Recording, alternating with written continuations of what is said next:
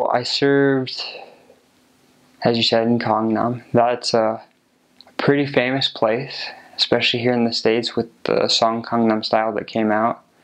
And when I got there, I was expecting it to be like the music video, like full of the energy and, actors, actresses, and pop culture. Well, the whole of Gangnam isn't like that.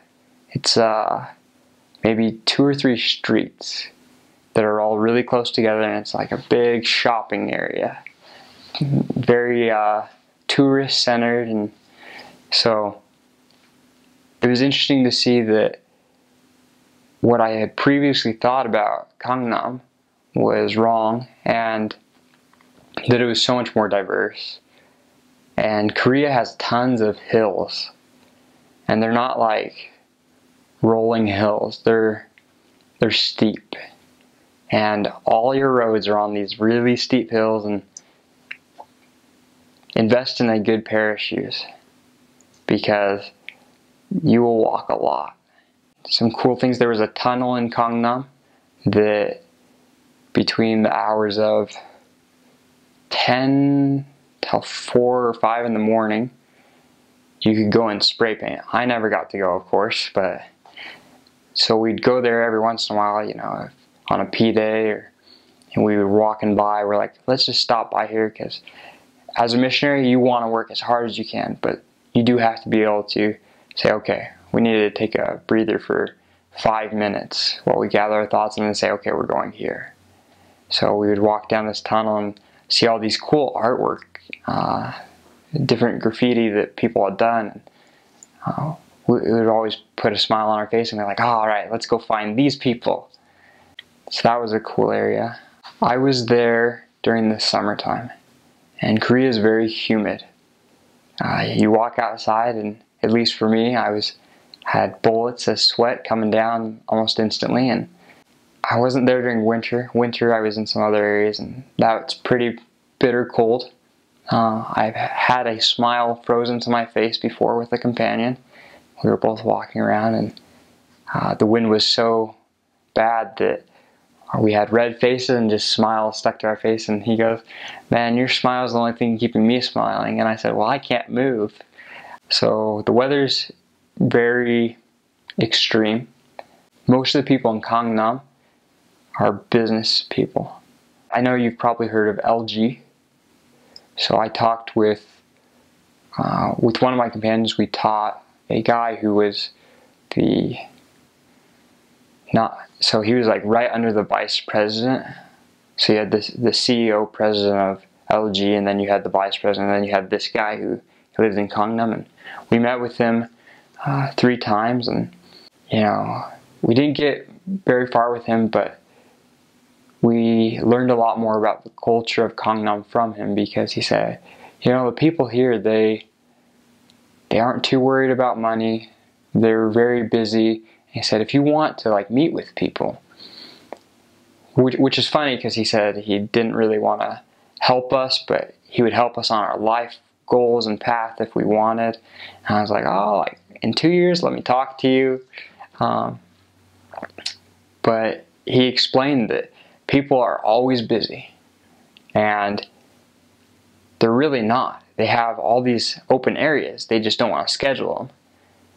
And he said, so what you have to do is you walk up to someone and say, hey, you start talking to them and you want to meet with them, and they tell you they're busy. So then you pick a date 2 days later, and you say, at this time, a specific time. And they say, okay, I can make that time. Or they say, well, I can't make that time, but I can make this time. So you have to be very forward with an exact day and time, I would say. And that really got to the business class. Having sister missionaries is a big deal in Korea, because there are very few opportunities to teach men during the day. And so you're proselyting a lot more, or finding service activities. It's more of a male-dominated society. And the men go to work. A lot of the females go to work as well, but mostly they're at home. And so sister missionaries are able to meet with them, and we proselyte on the street to everyone, talk to everyone. A lot of the housing is apartment style or villa styled, or villa. I guess it would be villa in English. The houses are small, and it's because you're really not at your house more than, you know, a short time to sleep, maybe have dinner, and then you're out at work again. So it's different in that aspect. As far as Gangnam and how it's famous and that song came about, Psy, he had been writing music before about government and other, not controversial topics, but just other topics. And he decided to make one about Gangnam. And a fun fact is there's a part in the music video where he's entering the subway and this girl is dancing really quick on the subway, and then they're like getting closer and it's like fading in and out, and then it like pauses, and then he's with her for the rest of the music video, and her name is Hyuna, and she's another artist who had just gotten pretty big with a song around that time. And so he said, hey, will you jump in my music video with me so that I guess I can get more views, more popularity. I heard it a few times, not in Gangnam. In fact, in Korea, every street, you know, you're walking down it and you'll hear songs. Like popular American songs that have just come out, and you don't really pay attention to them, but then the new Missionary is with you and they're like, oh, have you heard this song? And I'm like, no, I've never heard this song actually. And they're like, oh, it just came out. It's like, oh, okay, cool. So we'd hear music all the time. If you can keep up with pop culture, you can get into the hearts of a lot of the younger generation or those closer to your age, and they're more like, oh yeah, I want to be your friend. And if you're the same age as someone, you have an immediate in, because that's a part of the culture.